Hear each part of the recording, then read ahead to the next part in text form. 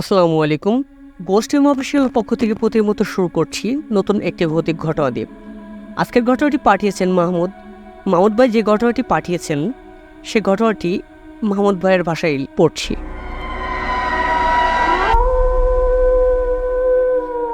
সময়টা তখন 2004 সাল।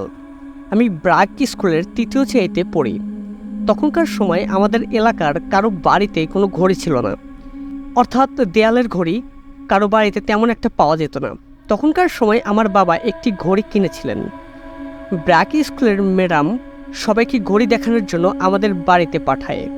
সেই ঘড়ির সময় অনুযায়ী স্কুলের ছুটি হতো। এখন 2023 সাল। বাবার কেনা ঘড়িটি এখনও আমাদের ঘরে আছে। তখনকার সময় আমি 3য় শ্রেণীতে পড়ি। বয়সটা কেমন সেটা আপনারা আন্দাজ করতেই পারছেন। নিশ্চয় ছেলেবেলা থেকে ভূতের সব বিষয়ে আমাদের অনেক কৌতূহল ছিল। কেউ কোনো ভূতের গল্প বললে তা মনোযোগ দিয়ে শুনতাম। রাতের বেলা সেগুলো মনে করলে ভয় পেতাম। গ্রাম থেকে বড় হয়েছি, তাই অনেক কথা জেনেছি, শুনেছি। দাদিমা, কাকি ও প্রতিবেশীদের কাছে অনেক ভূতের গল্প ও বাস্তব কথা শুনেছি। ভয় লাগতো, তবুও শুনতে ভালো লাগতো। ছোটবেলা থেকেই ভৌতিক বিষয়ে ভালো লাগা কাজ করতো বলেই আজ এই গল্পটি আপনাদের সাথে শেয়ার করছি। ঘটনাটি যেখান থেকে শুরু হয় সেখান থেকেই বলছি। এলাকার সবাই তখন বোবা ধরার ব্যাপারে আলোচনা করত। বোবা, সেটা আবার কী জিনিস? এটা ভেবেই যেন আমার দিন চলে যেত। এটা জানার জন্য খুব আগ্রহ হয়। অনেক সময় মানুষকে মেরে ফেলে বোবা ধরে। আমি ভাবনায় পড়ে গেলাম, বোবা সেটা আবার কী জিনিস? নিজে নিজে প্রশ্ন করলাম, আচ্ছা বোবা কি শুয়ে শুয়ে থাকলে ধরে? মানে আমি শুয়ে আছি, ঘুমাইনি, তখন বোবা ধরে, নাকি ঘুমিয়ে থাকলে বোবা ধরে? মাথার মধ্যে নানান ধরনের প্রশ্ন ঘুরপাক খাচ্ছিল। একজনকে জিজ্ঞেস করি, আচ্ছা বোবা দেখতে কেমন হয়? সে বলে, এটা খুবই ভয়ানক, বুকের উপর চেপে বসে। এটা শুনে আমি আরও ভয় পাই। আমাকে কবে না কবে বোবা ধরে। ভয়ে ভয়ে দিন পার করছিলাম। রাত হলে শুয়ে ভাবতাম, এখন যদি আমাকে বোবা ধরে তাহলে আমি কি করব? আমি মনে মনে ভাবলাম যে বোবার সাথে কি লড়াই করা যাবে? প্রতিবেশীর একজন বলল, বোবা ধরলে নাকি হুঁশ জ্ঞান থাকে না, চাইলেও বোবা থেকে বাঁচা যায় না। সে আরও বলে, চিত হয়ে শুয়ে থাকলে ঘুমালে নাকি বোবা ধরে। এটা শুনে আমি অনেক ভয় পেয়ে যাই। আমি ছোটবেলায় দাদির সাথেই থাকতাম। মাঝরাতে আমার ঘুম ভেঙে যায়। আমি জেগে কারো গোংরানির আওয়াজ শুনতে পাই। প্রথমে আমি অবাক হয়ে যাই, আরে রাতের বেলায় কি এমন গোংরাচ্ছে? তখন দেখি পাশে দাদি গুংড়াচ্ছে। কেমন অদ্ভুতভাবে গুংড়াচ্ছে, যা আমি দেখে ভয় পেয়ে যাই। দাদির এরকম আওয়াজ এই প্রথমবার শুনেছি আমি। তারপর সাথে সাথে দাদিকে ডাক দিই। দাদিও থতমতো হয়ে জেগে ওঠে। আমি জিজ্ঞাসা করলাম, দাদি তোমার কি হয়েছে? তুমি এমন করছো কেন? দাদি বলে, তুই বাঁচালি। আমি বলি, কেন, কি হয়েছিল? তুমি এমন অদ্ভুত আওয়াজ করছিলে কেন? দাদি বলে, আমাকে বোবা ধরেছিল। অনেকক্ষণ যাবৎ চিৎকার করার চেষ্টা করছিলাম, কিন্তু আমার গলা দিয়ে কোনো আওয়াজ বের হচ্ছিল না। আমি বলি, তুমি তো আমাকে ভয় পাইয়ে দিয়েছিলে। দাদি বলে, সাথে লোক থাকলে ভালো হয়, একা থাকলে বোবা ধরলে সমস্যা হয়। অনেক সময় বোবা দীর্ঘমেয়াদ হয়ে গেলে সে লোক আর বোবা থেকে ফিরতে পারে না। তখন সেই লোকটি নাকি মরে যেতে পারে। মৃত্যুর মতো ভয়ানক অবস্থার পরে দাদির মুখে একথা শুনে আমি অনেক ভয় পেয়ে যাই। রাত হলেই মনে হয় মনের মধ্যে এক অজানা ভয় কাজ করছে। যদি আমাকে বোবা ধরে তাহলে কি হবে, কিভাবে কি করব, এসব ভাবতে থাকতাম। আচ্ছা দাদি, বোবা কি জেগে থাকা অবস্থায় ধরে নাকি ঘুমিয়ে থাকলে ধরে? দাদি বলে, এটা ঘুমন্ত অবস্থায় ধরে, তবে ঘুম থেকে জেগে ওঠার আগ মুহূর্তে বোবা ধরে। এটা শুনে আমি ভয় পেয়ে যাই। আমি এটা ভাবতে থাকি এবং প্রচণ্ড ভয় পাই। তো দাদি ফুপুর বাড়িতে বেড়াতে যাই সেদিন রাতে। আমি একা শুয়ে আছি। আমার তখন সেই কথাগুলো মনে পড়ছিল।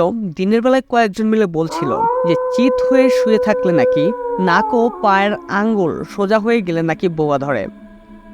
আমি চিত হয়ে শুয়ে আছি, সাথে একটু একটু ভয় পাচ্ছি, কেননা আজ আমি একা, সাথে দাদি নেই। মনের মধ্যে একটু ভয় কাজ করছিল। এসব ভাবতে ভাবতে এক সময় এভাবে চিত হয়ে আমি ঘুমিয়ে পড়লাম। হঠাৎ আমি দেখি আমি ঘরের ভিতর নেই, মানে আমি বাহিরে। বাড়ির পাশের পুকুর পাড়ে অনেক মানুষ দাঁড়িয়ে আছে, আমিও তাদের সাথে দাঁড়িয়ে আছি। হঠাৎ সবার সামনের পুকুর থেকে কয়েকটা ভয়ানক সাদা অবয়ব উঠে আসে। অবয়বগুলো দেখে ভয়ে সবাই যার যার মতো দৌড়াতে থাকে। আমিও ভয়ানক সাদা অবয়ব দেখে দৌড়ানোর চেষ্টা করি। সবাই আমাকে পেছনে ফেলে সামনের দিকে এগো চলে যায়। আমি মাটিতে পড়ে যাই। সামনে তাকিয়ে দেখি কেউ নেই, মানে ততক্ষণে সবাই পালিয়ে গেছে। আমি সবাইকে বলি, আমাকে ধরো, আমাকে বাঁচাও, কেউ আছো আমাকে ধরো। কিন্তু তারা আমার চিৎকার শুনতে পায় না। আমি আরও জোরে আওয়াজ করতে থাকি, চিৎকার করার চেষ্টা করি, কিন্তু আমার গলা দিয়ে কোনো আওয়াজ বের হচ্ছিল না। পেছনে ফিরতে দেখি ভয়ানক সেই অবয়বটি আমার পাশে এসে পড়েছে। আমি অনেক চেষ্টা করি, সেখান থেকে উঠে দাঁড়াই এবং দৌড়াতে থাকি। তখনই অন্য সব অবয়বগুলো দৌড়াতে থাকে আমার পিছে পিছে। এটা দেখে আমি আরও ভয় পাই এবং আরও জোরে দৌড়ানোর চেষ্টা করি। বাড়ির ভেতর প্রবেশ করে দেখি দাদি একটা টর্চ হাতে নিয়ে দাঁড়িয়ে আছে। দাদিমাকে দেখে আমি বলতে লাগলাম, দাদি পালাও, এখানে শয়তান আছে, জলদি পালাও বলে আমি দাদিকে সাথে নিয়ে ঘরে প্রবেশ করি। ঘরে প্রবেশ করার সাথে সাথে দরজা বন্ধ করে দেওয়া হয়। তখন দরজার বাইরে প্রচণ্ড সেই অবয়বগুলোর আঘাত করছিল। আমি হেসে হেসে বলতে থাকি, হা হা, এখন কি করবি? তখন আমি পেছনে ফিরে তাকিয়ে দেখি আমার রুমে একটি জানালা খোলা। সর্বনাশ, জানালা দিয়ে যদি অবয়বগুলো ভিতরে ঢুকে ঘরের ভিতর প্রবেশ করে ফেলে। সর্বনাশ, জানালা দিয়ে যদি ভয়ঙ্কর অবয়বগুলো ঘরের ভিতর প্রবেশ করে তাহলে তো ভয়ানক কিছু হয়ে যাবে। আমি ভয়ে ভয়ে জানালার কাছে যেতে থাকি। তখনই একটা অবয়ব কোনো মতো ঘরে প্রবেশ করে।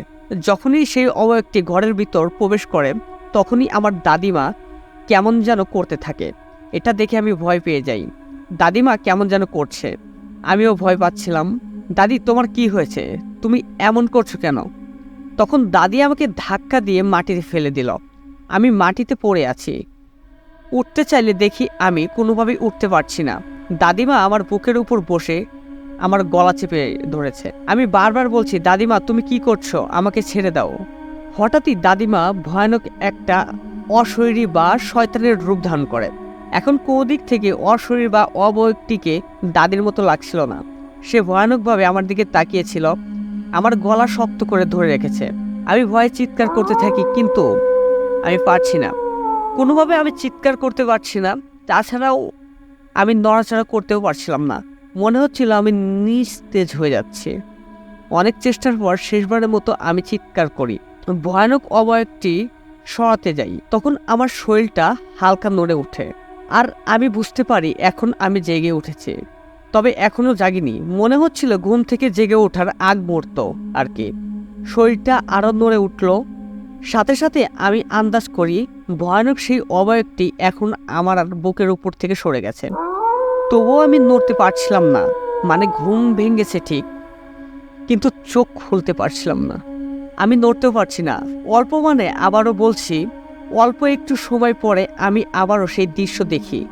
মানে কিছুক্ষণ পূর্বে আমি যা দেখছিলাম ঠিক তাই দেখছি, তবে এবার একটু অন্যভাবে। আমি দেখি একটি বিরাট আকারের প্রাণী, সাদা ও কালো মিলিয়ে, সেটা আমার দিকে আসতে থাকে। এইবারও আমি দৌড়াতে পারছি না। আমি অনেক চেষ্টা করি এবং উঠে দাঁড়াই। এক পর্যায়ে আমি দৌড়াতে দৌড়াতে লোকালয়ে চলে যাই। সেখানেও সেই ভয়ানক প্রাণীটি আমাকে তাড়া করতে থাকে। আমি রাস্তায় গেলে সেটি আমার সাথে রাস্তায় যাচ্ছিল। আমি ভয়ে ভয়ে একটা জায়গায় গিয়ে লুকিয়ে পড়ি। ভাবছিলাম এখন হয়তো সেটা আমাকে আর খুঁজে পাবে না। কিছুক্ষণ পর দেখি ভয়ানক একটি অবয়ব আমার দিকে আসে।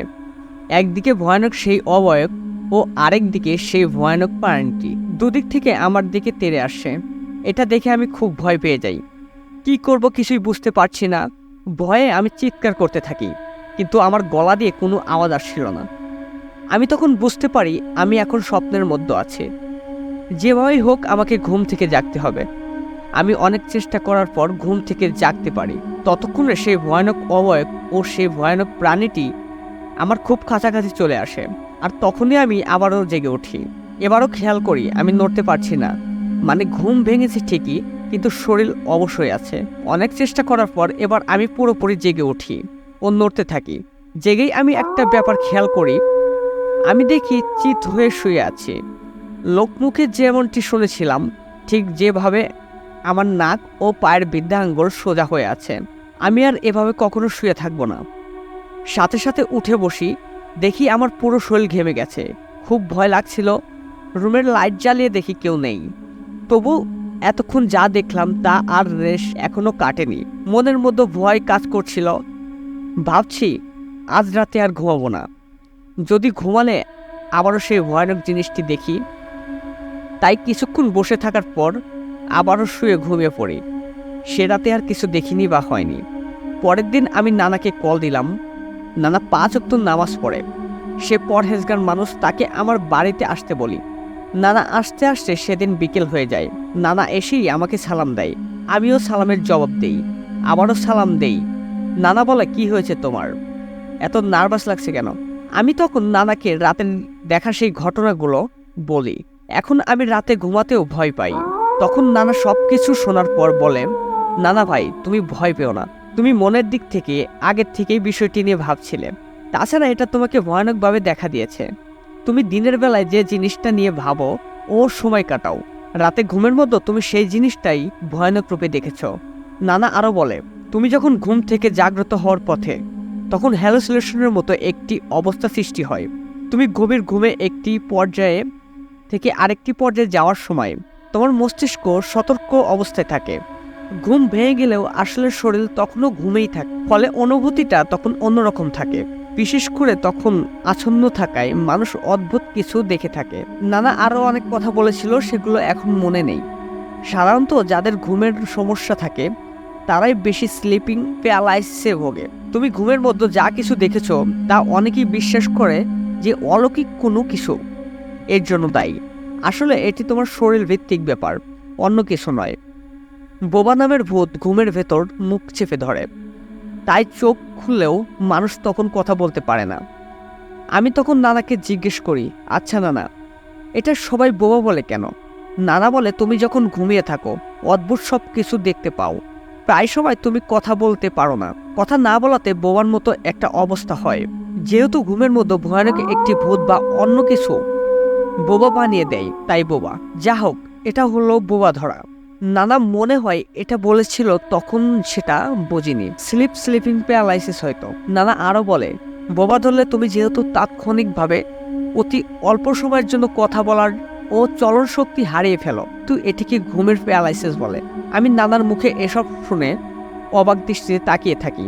নানা আমাকে আরও কি কথা বলল, নানা ভাই, তুমি ঘুমানোর সময় ঘুমের দোয়া পড়ে ঘুমাতে যাইবা, আল্লাহর রাসূলের নাম নিয়ে তোমার শরীরে ফু দিয়ে ঘুমাতে যাইবা। তাহলে আল্লাহর রহমতে আমাদের ঘুমের মধ্যে খারাপ কিছু থাকলেও সেগুলোর ঘুমানোর ব্যাঘাত ঘটাতে পারবে না। নানা এসব কথা বলে চলে গেলেন। নানা চলে গেলে আমি সেদিন রাতে ঘুমানোর সময় দোয়া এবং সূরা পড়ে ঘুমাই।